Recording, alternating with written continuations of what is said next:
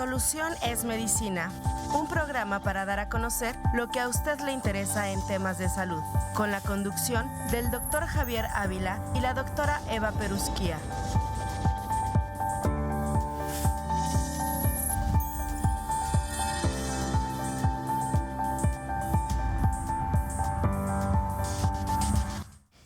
Muy buenos días, distinguido teleauditorio.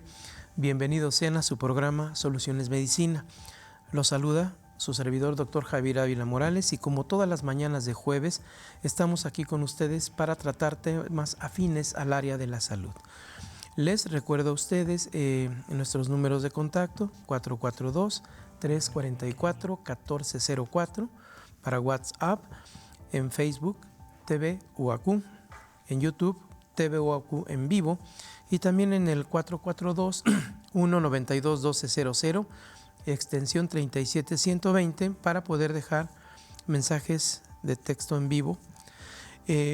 Esta mañana, distinguido teleauditorio, tengo el gusto y el placer de poder contar con la presencia de nuestra invitada, la doctora Nuri Villaseñor Conspinera, la cual es médico general por la Universidad Nacional Autónoma de México. Realizó su especialidad y posgrado en Medicina Nuclear en el Centro Médico Nacional 20 de noviembre del ISSSTE. Ha sido durante muchos años maestra de la Facultad de Medicina, de nuestra querida Facultad de Medicina. Ha realizado estudios de maestría en bioética por parte de la Universidad Anáhuac.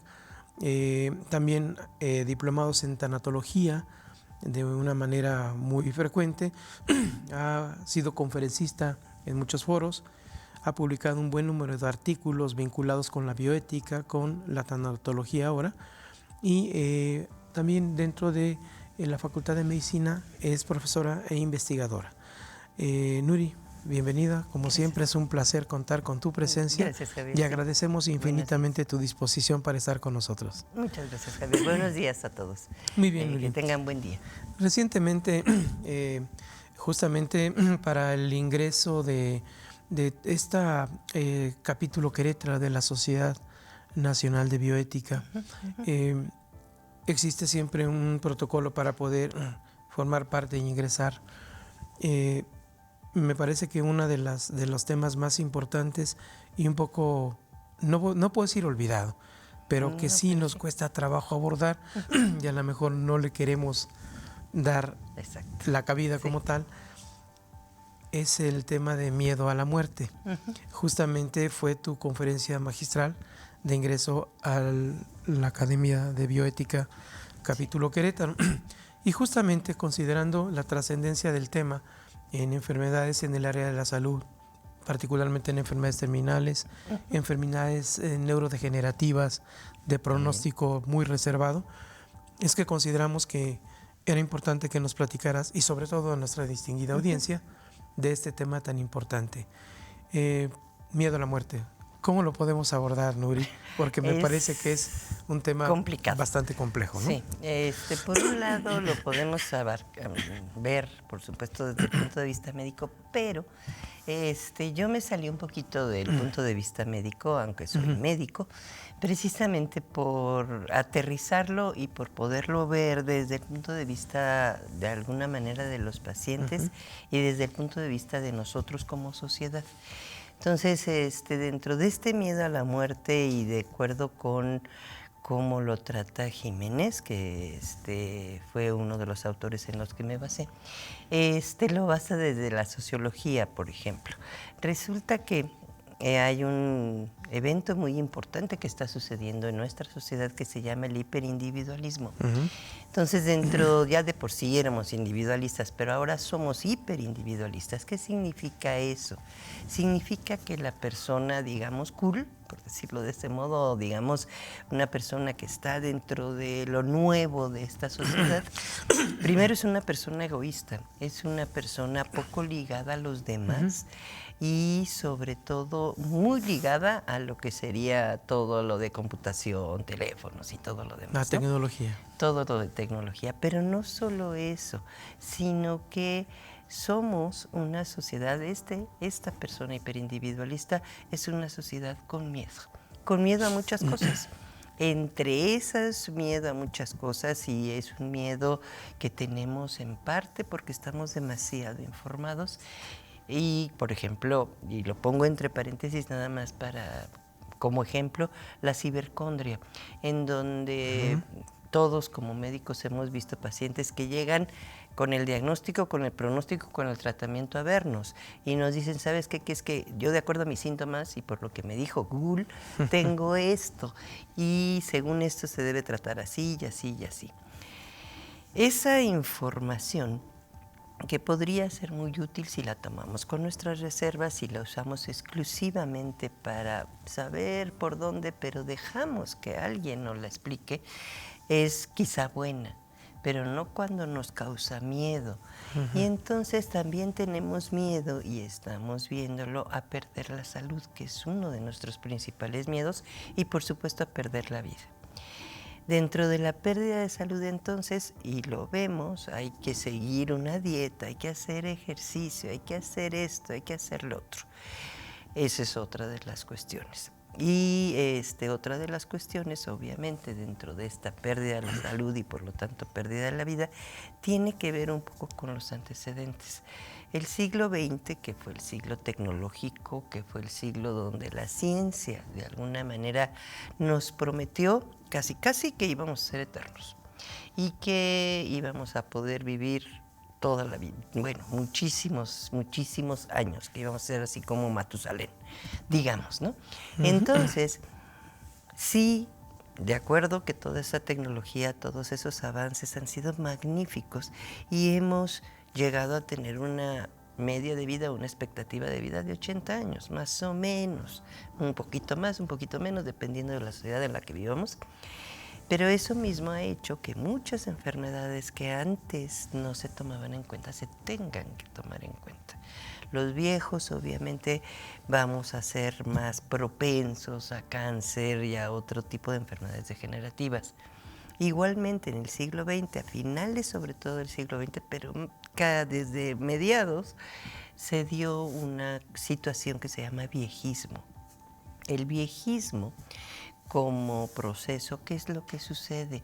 La sociedad no quiere ver al viejo, no quiere ver al enfermo, no quiere ver a la muerte. A partir más o menos de los años 50 aproximadamente, toda la gente, y era lógico después de 2 guerras mundiales, la gente no quería ver morir a la gente. Entonces, ¿qué era lo más fácil? Llevarlos a un hospital. Y sigue siendo esta misma situación. Esa misma tendencia. Esa misma tendencia. Hay un proceso, digamos, de una segregación social para este grupo etario. Para los viejos, para los enfermos, aunque no sean viejos, y para la muerte en sí. Y por lo tanto, dentro de esta segregación, digamos, o esta parte que le quitamos a estas personas, también hemos disminuido de alguna manera el apoyo hacia estos grupos. No el apoyo monetario ya lo está dando el gobierno, pero no el apoyo monetario, sino el apoyo real, el apoyo a las familias. No dejes que te vean llorando, no dejes que vean que se murió tu paciente porque me vas a contaminar a todo mundo. Ese es uno de los problemas. Cuando antiguamente la muerte era algo aceptado, era parte, que es lo que es en realidad, parte de la vida. O sea, es el final de la línea después de que nacimos. A ver, entonces en ese sentido podemos considerar que en el pasado no reciente se aceptaba a la muerte como un proceso natural. Sí. Y ahora es mejor segregarlo, no hablamos de muerte. Exacto. Y no lo vemos como un proceso natural.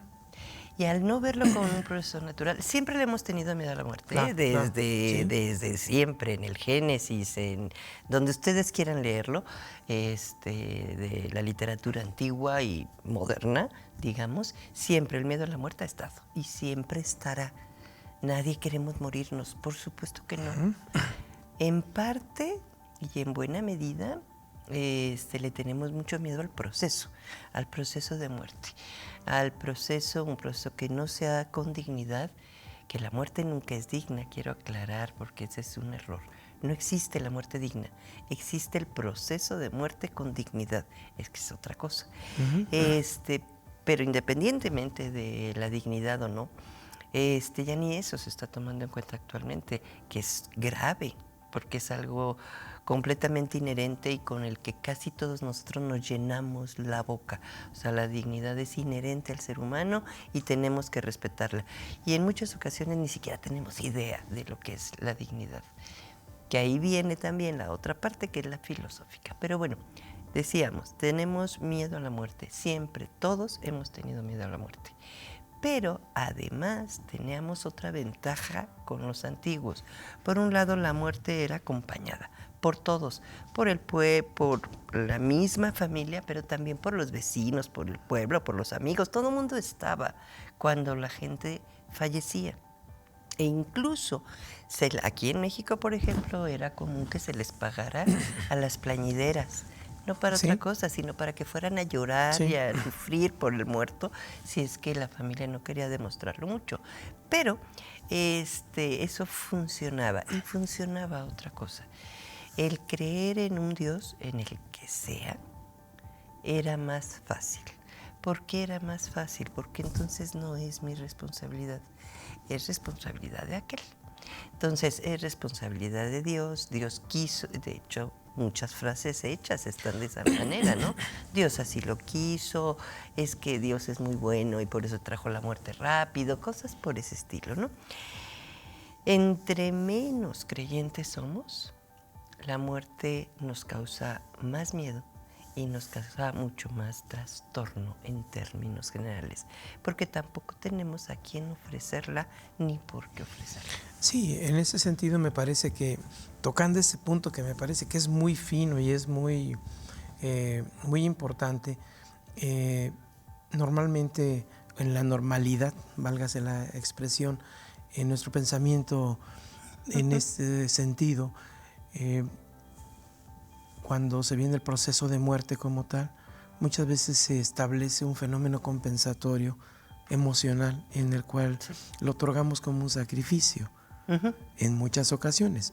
Obviamente no es así en todas las formas de reaccionar, pero cuando no se tiene esa parte que dices, bueno, hay cosas que están más allá de lo físico, lo metafísico, y que en ese sentido se lo encargamos a un ser supremo, como que viene una descarga, ¿no? Viene una descarga y es mucho más sencillo. ¿Qué pasa, por ejemplo, si nosotros tenemos una mentalidad como la de Sartre, en donde él pensaba, bueno, viene la muerte y después definitivamente la nada, ¿no? La nada justo como antes de que naciéramos, que ni siquiera sabíamos que íbamos a existir.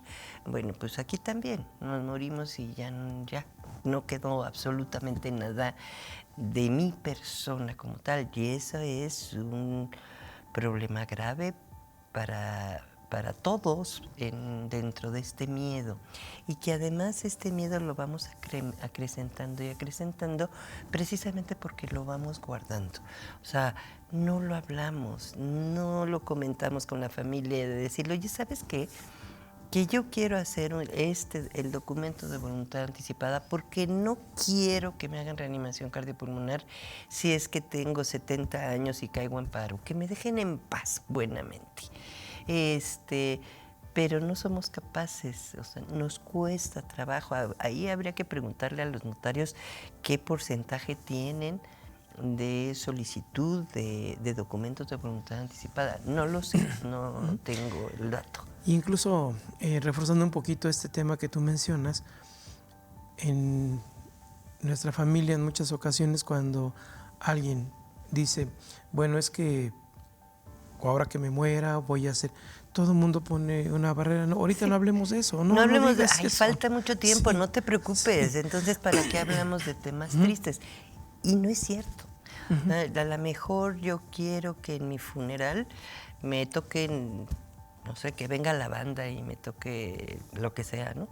A lo mejor yo no quiero que me incineren porque me da miedo las llamas.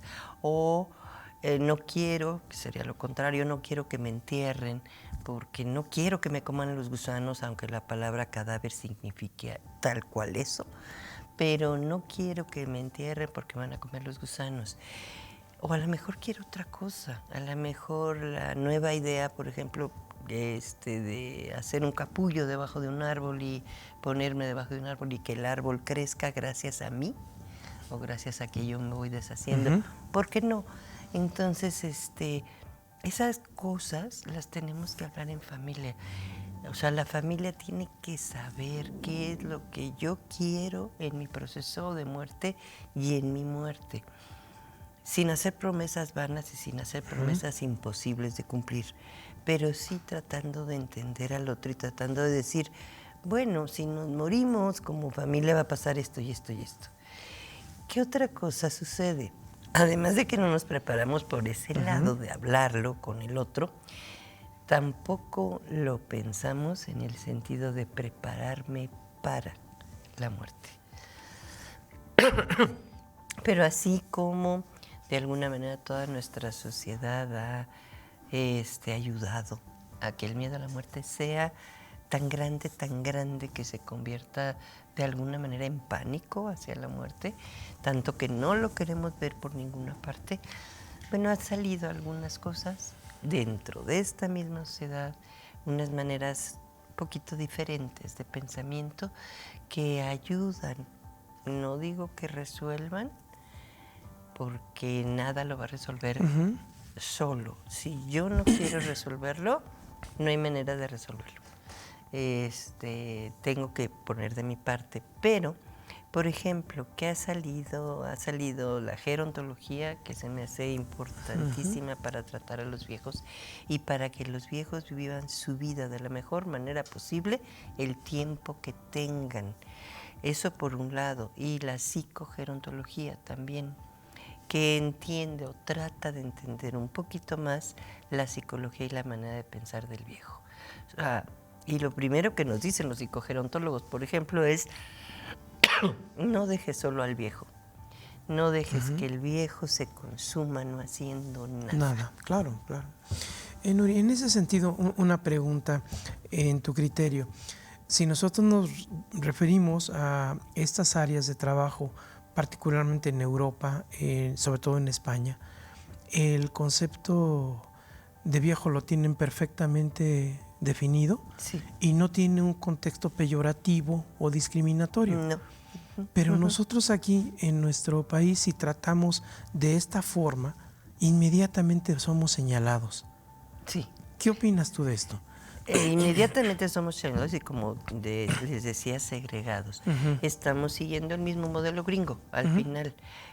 Claro, tenemos muchísima influencia estadounidense en este sentido, porque es lógico, por cercanía, simplemente por cercanía, y porque la interculturalidad al final pues ha venido permeando y permeando hacia nuestro país, no solamente en esto, sino en muchísimas otras cosas que todos podemos ver, creo yo. Entonces, ¿qué es lo que sucede? En Estados Unidos a los viejos los segregan igual que los segregamos aquí.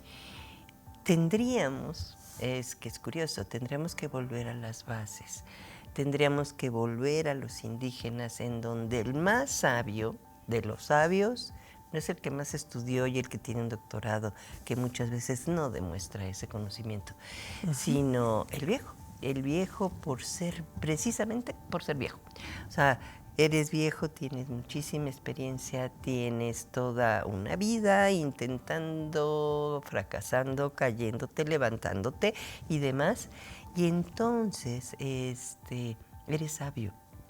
Para los indígenas en general, no solamente para nuestros indígenas, para los indígenas también de Estados Unidos o para los indígenas de todos los países de Latinoamérica, el viejo es valioso. Podemos también ver los esquimales, por ejemplo. El viejo es valioso.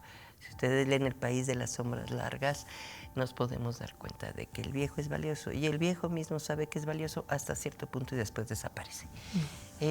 Dentro de su cultura, ¿no? Pero esa es una parte importante. Creo que hay que retomar una serie de valores que no es que los hayamos perdido, simplemente los dejamos a un lado o los pusimos en la escala hasta abajo, ¿no? Nuri, hasta aquí hemos charlado un poco sobre ese temor a la muerte, el fenómeno de segregación que a veces no entendemos este proceso o no lo queremos considerar. Tú como experta en el área de tanatología, ¿qué papel ha desempeñado la tanatología para tal vez retomar un poco el camino en esta parte? Es que nuevamente, en esos nuevos, entre comillas nuevos, porque no son tan nuevos, ahorita platico porque entre esos nuevos pensamientos está la tanatología. La tanatología, en términos generales, comienza con el Ars Moriendi desde la época medieval, pero ¿quién es la verdadera, digamos, iniciadora de la tanatología? La mamá, digamos, de la tanatología, Elizabeth Kubler-Ross. Claro. Elizabeth Kubler-Ross, que vivió la Segunda Guerra Mundial y que después estuvo en hospitales. Ella lo que quiso más que nada fue entender el pensamiento y la evolución que tenían los enfermos terminales. Entonces hacía una serie de entrevistas, debe de haber sido muy, muy, muy empática realmente, para poder hacer esas entrevistas y para que los pacientes le pudieran decir, mira, pues mis miedos son estos y estos y estos. Y había miedos, por ejemplo, tan claros como es que no quiero dejar a mi canario porque me voy yo, me muero, yo nada más vivo con mi canario y no va a haber quien lo alimente. Pues no te preocupes, ahorita conseguimos un vecino que te lo cuide para que te mueras en paz de Dios. Entonces, hizo una serie de cosas y ella pues puso todas las etapas que han tenido una serie de modificaciones por diferentes autores y que podemos pasar por ellas o no, tanto en un proceso terminal como en un proceso de duelo. Pero, además, esta etapa o esto de la tanatología, lo que viene un poco es a decirnos, a ver, el tiempo es una mentira enorme que lo cura todo. El tiempo no cura nada si tú no quieres. O sea, para poder curar algo tienes que elaborar. Y tienes que elaborar procesos, tienes que elaborar duelos, tienes que cerrar círculos. Y esa parte es donde la tanatología nos hemos metido, digamos, hacerle ver al paciente o a la persona. Quiero aclarar, nosotros no resolvemos absolutamente nada. ¿Quiénes resuelven? Las personas, los pacientes, los enfermos, ellos son los que resuelven. Porque yo no viví su vida, no puedo resolver por nadie, porque además me muero solo y hago mi duelo solo, porque va a depender de muchas cosas, de quién soy yo, de quién es la otra persona y de cómo he elaborado otros duelos. Entonces, sí es importante darnos cuenta de que no es el tanatólogo, el psicólogo, el psiquiatra. Soy yo como persona quien tengo que elaborar y quien tengo que pensar. Sí, y en ese sentido es como ir encaminando el proceso. Nada más, en realidad nada más, sí, saber cómo encaminarlo precisamente. Y bueno, Nuri, ¿tú qué recomendarías desde tu perspectiva, desde tu formación, digamos, tanto como médico, como médica en este caso, como también experta en estas áreas que son áreas de difícil manejo, muy difícil, para poder entender este proceso? ¿Qué recomendaría? Acercarnos. Existe una situación que la hacemos mucho en nuestras familias. No le digas porque va a sufrir, por un lado. Del otro lado también decimos, no hables porque va a sufrir. Hablemos. Yo creo que uno de los puntos importantes es precisamente la comunicación entre las familias, la comunicación entre las personas, poder traer a nuestras palabras nuestras emociones y nuestros sentimientos. Muy bien. Eso es una parte importante. Perfecto, Nuri, créeme que se nos ha ido el tiempo de manera muy rápida. Es un tema muy, muy trascendente, de vital importancia, y bueno, creo que quedamos en deuda y en breve te solicitaremos tu presencia nuevamente. Sí. Y la verdad es que agradecemos en infinito a nuestro distinguido teleauditorio el favor de su atención. Y nos veremos en una nueva emisión de Soluciones Medicina. Mil gracias y excelente día. Mil gracias, Nuri. Gracias, Javier. Hasta luego. Hasta luego. Solución es Medicina, un programa para dar a conocer lo que a usted le interesa en temas de salud, con la conducción del doctor Javier Ávila y la doctora Eva Perusquía.